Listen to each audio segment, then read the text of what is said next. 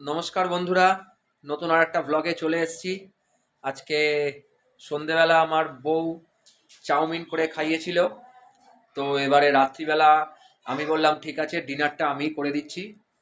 আপনারা সবাই জানেন একটা রান্না আছে গিলেমেটে, মুরগির গিলেমেটে আলু দিয়ে কষা। আপনারা হয়তো অনেকেই খান, আমরাও খাই, বেশ ভালোই লাগে। তো এবারে দেখুন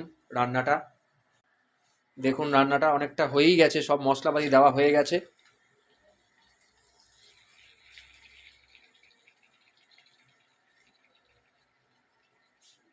আর একটু কষালে সেদ্ধ হলেই হয়ে যাবে। আমাদের বেশ ভালোই লাগে, আর ঠান্ডার মধ্যে এগুলো খেতে বেশ ভালোই লাগে, একটু ঝাল ঝাল, রিচও হয় রান্নাটা, তেল মশলা দেওয়া থাকে ভালো। তো সেই জন্যে রান্নাটা খুব ভালোই লাগে। তো রান্নাটা কেমন হলো আপনারা একটু বলবেন কমেন্টস করে, আর অবশ্যই সাবস্ক্রাইব করে আমাদের পাশে থাকবেন। আর পছন্দ হলে, ভালো লাগলে লাইক দেবেন।